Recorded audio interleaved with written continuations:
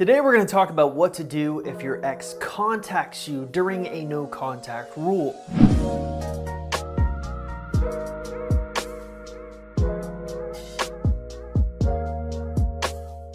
But first, I want you to stop everything you're doing and answer one simple question. Do you even think you have a chance of getting back with your ex?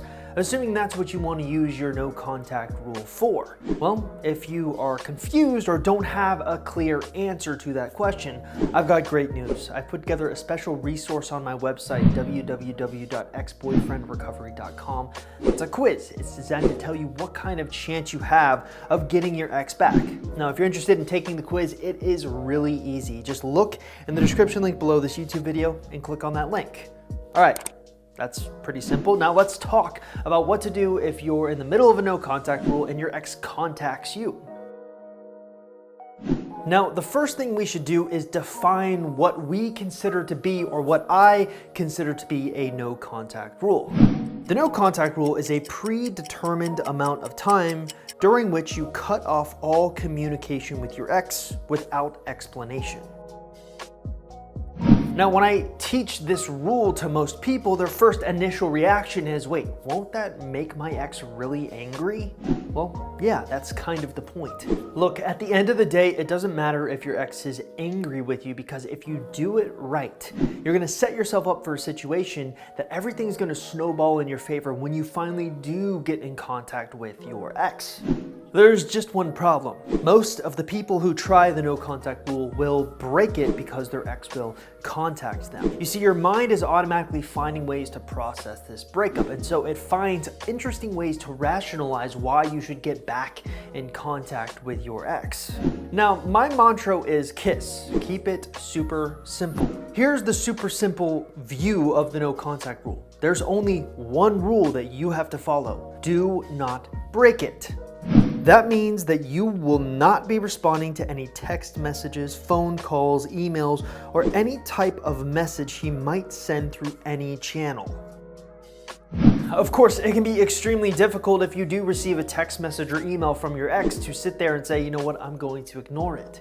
What's the big deal if you rationalize and respond? Won't that mess up your no contact? It's not going to be that big of a deal. Well, there are consequences if you really want to do this no contact rule. If you break the no contact rule prematurely before your predetermined length of time, you need to start over from day one. So let's say you've gotten 21 days through the no contact rule, and on day 21, your ex reaches out to you begging to talk to you. You break the no contact rule and message him and start a conversation. What are you supposed to do? Well, you have to restart your no contact rule over from the get-go. Now, don't be shocked if your ex gets mad, starts calling you mean names, bangs at the door, gets upset because you're ignoring him on his birthday. These are all really common reactions. So why does the no contact rule work? Well, by ignoring your ex, you're stirring up his curiosity. There's no explanation for why all of a sudden you began to ignore him, so he becomes more curious and can't live without knowing that knowledge. In turn, your ex will feel the need to fight against that change, even if they don't understand why they are feeling the way they're feeling. Now, the issue is if you break your own no contact rule, you respond to any one of their text messages, phone calls, emails, etc., you undermine your own no contact rule. Instead of thinking that they don't know what's going on, they become more curious. Their curiosity is gone. They sit and think, you know what, she's probably wanting me back. You know what, she's probably chasing me. You don't want your ex to think that. Now, of course, I'm a big believer in the fact that there are no absolutes in life. Oftentimes you find the answers you need in the gray area of life, and that can certainly be true in this case with a no contact rule. There are just some circumstances where you're going to be forced to modify your no contact rule into a limited no contact rule. So what is the limited contact rule? Well, quite simply, it's a predetermined amount of time after specified types of breakups where you cut off all communication, similar to the no contact rule, except only on business-related matters. Now, I made a big stink about the one rule with the no contact rule being do not break the no contact rule. Well, here's that gray area. There are certain situations you will find yourself in where you are not going to be able to use the no contact rule. Instead, you must use the limited no contact rule. Now, here's where people get messed up. They try to rationalize the fact that they need to go into a limited no contact rule so they don't have to do the full no contact rule. That's not how it works. You either are in a limited no contact circumstance or you are in a no contact circumstance. In this case, it is black and white. There are no ways to turn from a no contact rule into a limited no contact rule. It just doesn't work that way. So how can you know if you're in a limited contact rule situation? There are 5 main scenarios in which you can find yourself in a limited no contact rule. Here are those 5 scenarios. You are coworkers or peers. You share a living space together. You're married but separated. You share custody of children together, or you are pregnant with your ex's child.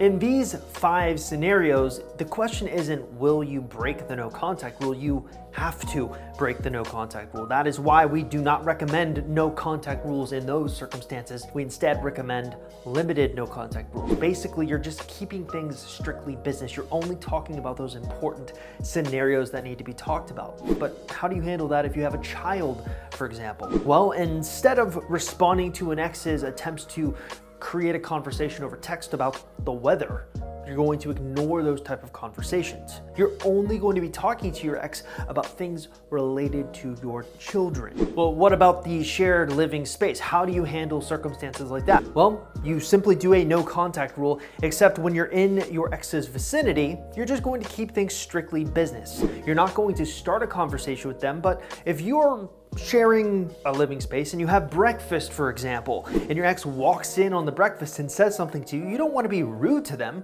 You're just going to simply keep it short and simple and then leave the conversation. Your ex needs to understand that things are not okay. You are not okay together. He's not okay together. You don't want him to get the sense of security. So keep it super simple and keep it all about the business of whatever circumstance you find yourself in. Hey, thank you so much for getting to the end of this video. Hopefully you gained some clarity about how to handle a situation where your ex contacts you during the no contact rule. Remember, the first rule of the no contact rule is you do not break no contact. The second rule of the no contact rule is you do not break no contact. But if you're in a limited no contact, you kind of have to. Nevertheless, if you haven't already, make sure you take the Ex Recovery Chances quiz. It's the best quiz for you in your circumstance to figure out what kind of chance you have of getting your ex back. Taking the quiz is really easy. Just look in that description box below and click on the link you see there.